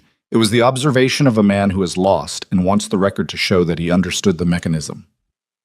"I had a good teacher," Lysandra said. His eyes moved to Emmerich in the chair by the window. The old duke had not moved since Dravain entered, had not risen, had not performed any of the physical choreography of confrontation. He simply sat, with the composure of a man who has been waiting a very long time for a room to contain the right people, and has found it, and is now simply present in it. "Emmerich," Dravain said. "Aldrich," Emmerich said. He used the Chancellor's given name without inflection, the way you use a name when the honorific no longer corresponds to anything real. "It's been a while." 20 years. 22. Emmerich looked at him steadily. "Since the Eastern Commission. Since you had Marin's husband ruled an accident." The room absorbed that. Captain Aldrin, to his credit, did not react. He was there as a legal presence, not a personal one, and he maintained that distinction with professional precision. Dravaini's jaw tightened fractionally. "That allegation is documented," Lysandra said. "In the file currently in General Stern's possession, which was delivered to his headquarters at 7 this morning, and which has been in military custody since 8.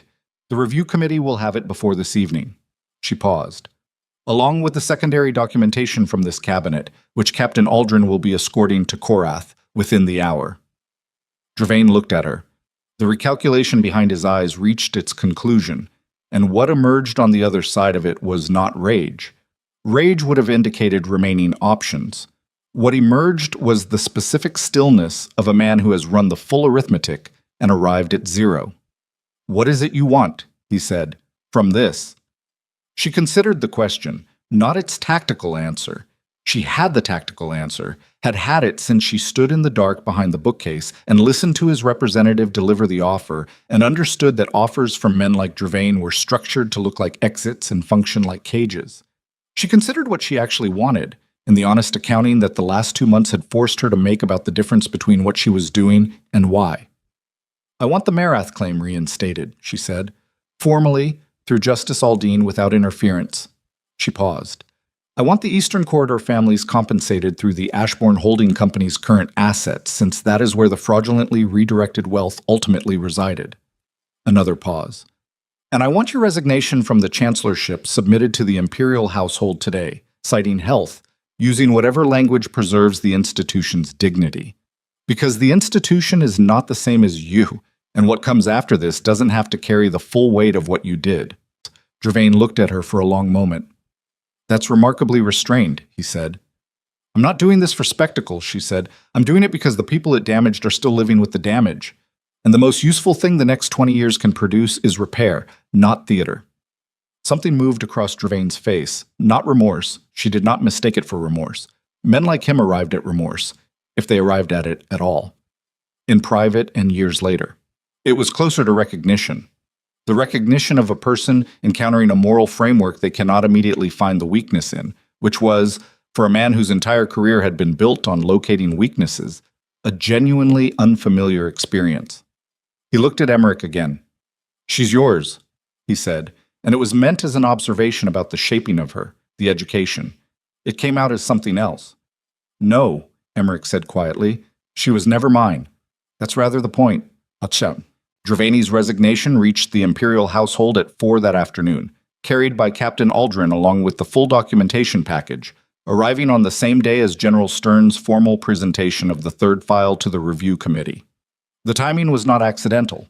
Lysandra had understood, since the ride back from Korath, that the simultaneous arrival of resignation and evidence was the difference between a clean transfer of power and a contested one, and she had spent the intervening hours managing that timing with the same attention she had given every other variable. Aaron Voss came to the manor the following morning. He arrived alone, without announcement, on a horse that had been ridden hard, and he stood in the entrance hall with the specific quality of a man who has spent 14 years maintaining 2 identities and has, overnight, become neither of them, which left him standing in the space between, unsure of the posture. She received him in the east sitting room, not the study.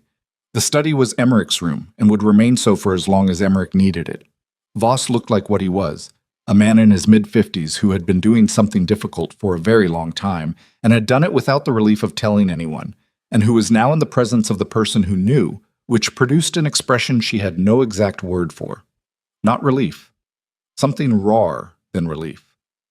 The specific exhaustion of a mask that has been held in place so long that removing it reveals not the face underneath, but the effort the holding required. "You sent the file," she said. "I sent it," he confirmed. He did not apologize for the way it had been sent, the maneuvering, the risk transferred to Emmerich and then to her. She did not ask him to apologize. She had thought about it carefully on the ride back and arrived at the understanding that resenting the instrument of something necessary was a way of avoiding gratitude for the thing itself. "Marin Aldrich's husband," she said. "Did you know when it happened?" A pause. "I suspected," he said. "I was 3 weeks into my position in Dravain's office. I had no evidence and no standing, and I made the calculation." He stopped. "It was a calculation. I have had 23 years to examine whether it was the right one." "What did you conclude?" He looked at her directly. "That it was the only one I could make if I wanted to be in a position to do what I did yesterday. And that being the only available calculation does not make it a clean one." He paused. "I don't expect that to mean anything to Marin." "It might," Lysandra said. "Eventually. That's not my decision to make." She told him that General Stern wanted to speak with him about the transitional administration. Dravain's office would require interim management, and Voss was the only person with full knowledge of its operations and the demonstrated commitment to their correction. He received this without visible surprise, which told her he had already thought through the post-Dravain landscape and had arrived at the same conclusion about his own utility. He left. She sat in the east sitting room alone for a few minutes, watching the winter light move across the floor in the particular slow way that December light moved in rooms like this, honest about its own limits, not trying to be more than it was. She thought about what she had become in the specific accounting of it. 2 months ago, she had entered this house as a woman with a plan and the conviction that the plan, if well executed, was sufficient. The plan had collapsed in its 3rd week. Everything she had built had been taken apart and reassembled by forces she had not fully mapped, and she had survived it not by executing the plan, but by becoming, under the pressure of its failure, something the plan had not required her to be. That was the thing no one told you about survival. Not the versions of it that got written down, the clean narratives where the right preparation led to the right outcome. The version she had lived was messier, contingent, dependent on a horse that knew the Eastern Road and a woman who had been waiting 23 years and a general who had given his word at 7 in the morning to a duchess covered in road dust. It had worked not because she had been adequate to the plan, but because she had been willing to become adequate to what the plan's failure required. She did not know yet what to do with that understanding. She filed it in the place where honest accountings went, not the front of her mind, where they would interfere with the remaining work, but the place where things settled and became, eventually, the foundation of something else. Emmerich died on a Thursday, in the 3rd week of January, in the chair by the study window. Not in his bed, not in the manner the physicians had outlined with their careful clinical language of expected decline. In the chair, in the morning light, with the beach avenue visible through the glass and the estate ledgers open on the desk in front of him, because he had been reviewing them at 7, as he did every morning, and had simply stopped. Brennan found him. Brennan told her. She went to the study and sat with him for an hour before she did anything else, in the quiet that a room holds when the person who understood it best is no longer in it. She did not collapse. She did not perform grief for the household or manage her expression for anyone's benefit. She sat with the full weight of it, the way she had learned in the last 2 months to sit with full weights, without the impulse to make them lighter or the belief that making them lighter would serve either the weight or herself. She had known him for less than 4 months. She had known him better in those 4 months than she had known most people over years. There was a particular kind of knowing that only existed between 2 people who had decided not to waste time on the versions of themselves they performed for comfortable relationships. The version that emerged when the situation was too serious for performance, and you were left with what you actually were, and what the other person actually was, and you had to work with those materials because there was nothing else. Emmerich had known what he was, a man with declining time and a cabinet full of things that needed to outlast him, who had made the calculation that the right person, given the right tools, would do more with the remaining time than he could alone. He had not been wrong. He had also, in the space between the calculation and the end, been something she had not expected when she read his initial letter. A person who saw her clearly, without the acquisitive distortion of someone who needed her to be a particular thing, and who found what he saw interesting on its own terms. She had not had many people like that. She had had, if she was honest, almost none. The reading of the will was 3 days later, in the manor's formal parlor, with the imperial executor and 2 witnesses and the assembled household staff. Emmerich had specified in a note attached to the document that the staff be present, which was unusual enough that the executor had noted it, and unusual enough that she had understood immediately what it meant. He had wanted them to hear it directly, not through the filtered version that reached servants through doors and corridors.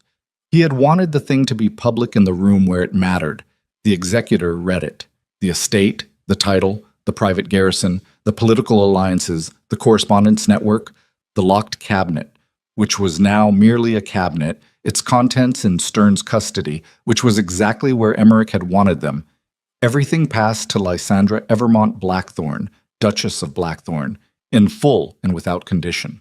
The final words were in Emmerich's own hand, added at the bottom of the legal document in the careful script she recognized from the annotated maps, from the margins of the correspondence files, from the note beside the key the night he placed it in her palm. She read them privately after. She read them once, and then she folded the page and put it in her coat pocket, and she did not read them again for several months, not because they were painful, though they were, but because they were the kind of thing that needed time around them before they could be read accurately, before the fullness of what they contained could be received rather than simply processed. What they said, in his handwriting at the bottom of a legal document, was this: "Power belongs to the one who protects it with honor, not the one born to inherit it. I have known this for 40 years and lacked, for most of them, the right person to entrust with its proof. I am grateful the arithmetic worked out." She saw Alaric once more, in the second week of February, at a function she had not expected him to attend, and that he had apparently not expected her to attend either. The gathering was at Countess Ardellin's townhouse, a small political dinner, the kind where the conversation mattered more than the food, and the seating arrangement was a map of current alliances. He was standing near the east window when she arrived. He saw her before she saw him, which she registered in the fractional adjustment of his posture when she entered the room. Not retreat, not aggression, the specific stillness of a man deciding how to be in the presence of someone he had categorized incorrectly for a long time, and was now recategorizing in real time. She crossed the room to him, directly, without the social navigation of working toward an accidental encounter. She was done with indirection when directness served better. He looked at her the way he had looked at her in the entrance hall of Blackthorne 4 months ago, with the assessment of a man recalculating, except that the thing behind the assessment was different now. The entitlement that had always lived underneath his attention, the baseline assumption that she was a variable in his equation rather than a person running her own, was simply gone, not suppressed. Gone, the way things go when the event that rendered them impossible is large enough. "You look well," he said. "I am," she said. A pause. Around them, the room performed its social functions, conversations layering over each other, the quiet business of an empire's upper tier renegotiating its arrangements in the aftermath of Dravain's resignation. She and Alaric were a pocket of different air inside it. "The Ashbourne contribution to the Eastern Corridor compensation," he said. "I wanted you to know I'm managing it directly, not through intermediaries." "I know," she said. "Corvin told me." Something moved across his face. "You're in contact with Marath." "Regularly?" He nodded, with the movement of a man accepting a fact he had understood intellectually and is now accepting in the body, which is a slower and different process. "I didn't know," he said, "about the full scope of my father's arrangements." "I believe you," she said. He blinked. The response had been too direct for him to process at the speed he was accustomed to, and she saw him reaching for the implication, looking for the qualification, the condition, the version of it that served her tactically. There was none.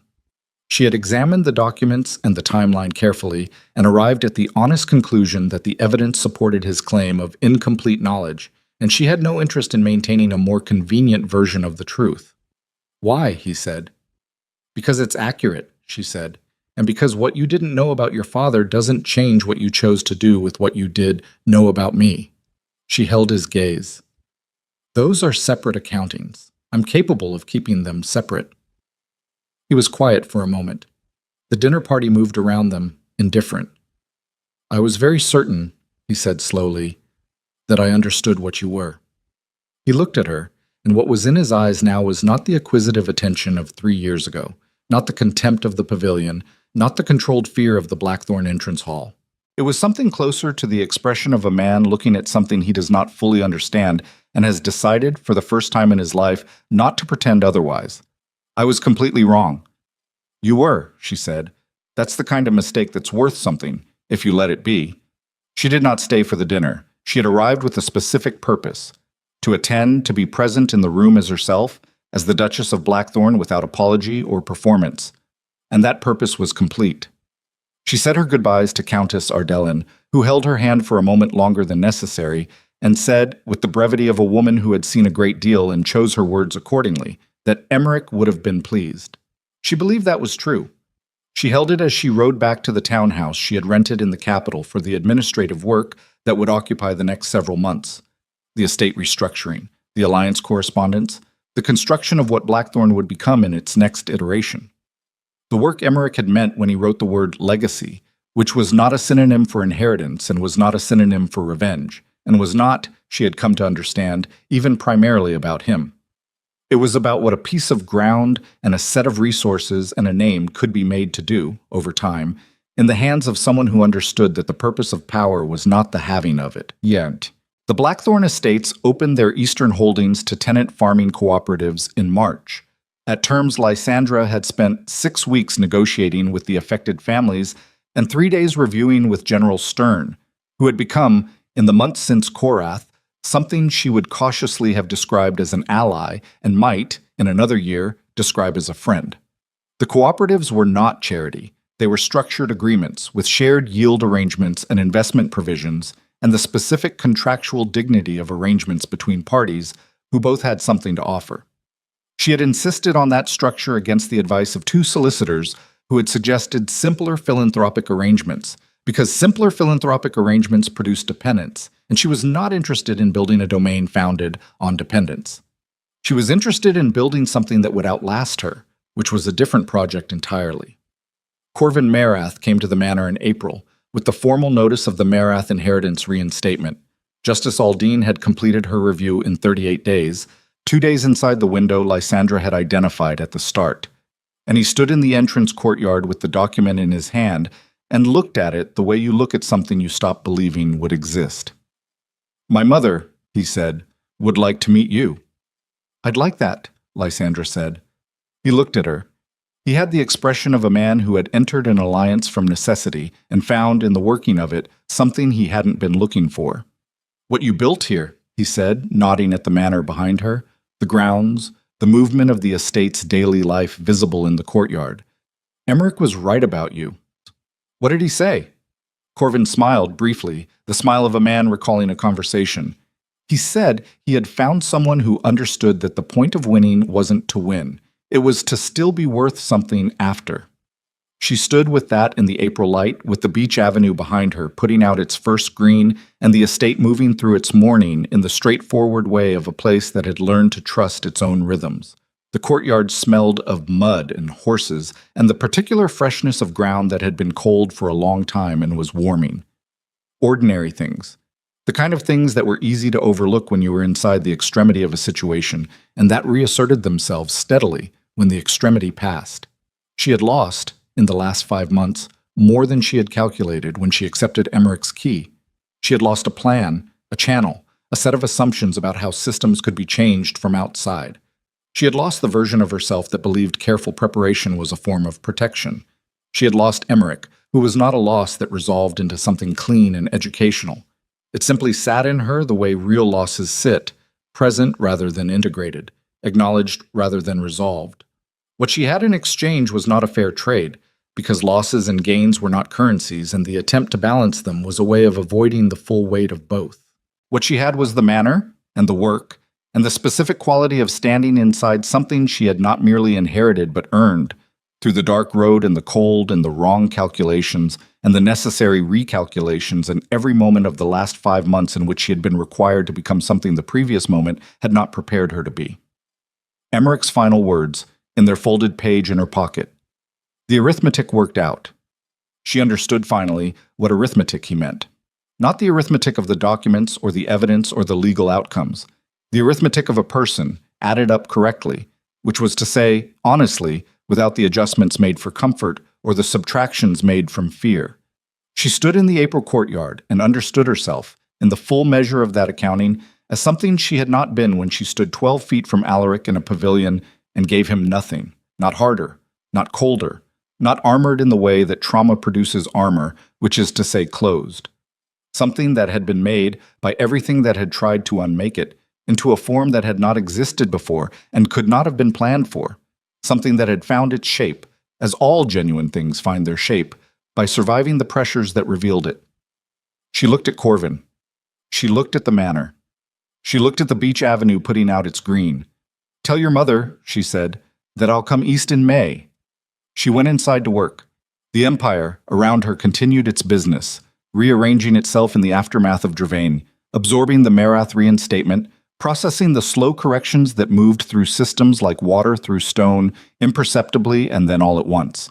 Alaric Ashbourne managed his reduced holdings with the specific diligence of a man who has decided that the remainder of his reputation depends on the quality of what he does rather than the quantity of what he claims, which was a decision she gave him full credit for making and no particular credit for making late.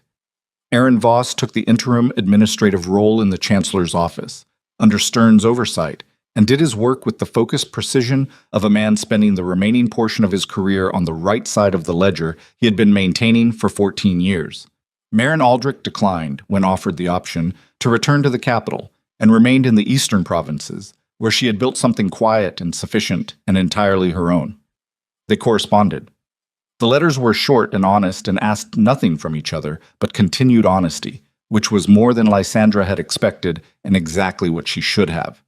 In June, the Blackthorn banner was restored to the manor's east gate. The original design, the one Emmerich's grandfather had commissioned, which had been retired during the estate's years of reduced political standing, and which Lysandra had ordered restored, not as a statement of triumph, but as a statement of continuity. The thing that had been here before the damage. The thing that persisted. She stood at the east gate and looked at it in the summer evening, with the light coming low and amber across the grounds, and the banner moving in a slow wind that came off the eastern corridor, carrying the smell of distance, of open country, of roads she had ridden in the dark, and would ride again for reasons she had not yet encountered. She was 24 years old. She had the rest of it ahead of her, the rest of the work, the rest of the alliances and the mistakes and the necessary transformations, the rest of the long education of becoming someone whose understanding of power was equal to the responsibility of holding it. She knew, with the specific clarity of a woman who had been comprehensively wrong about something important and had survived the wrongness, that she would be wrong again. That the next 5 months would require things the current 5 months had not prepared her for. That preparation was not protection. What protection existed was the quality you developed in the gap between what you had planned and what the situation actually required. The willingness to look at that gap honestly, to find in it not failure, but instruction, and to move. She was willing. The banner moved in the evening wind. She turned back toward the manor, toward the study and the desk and the correspondence and the full, concrete, unromantic labor of building something worth the name her husband had entrusted her with. She did not look back at the gate. She had already seen it. That was enough.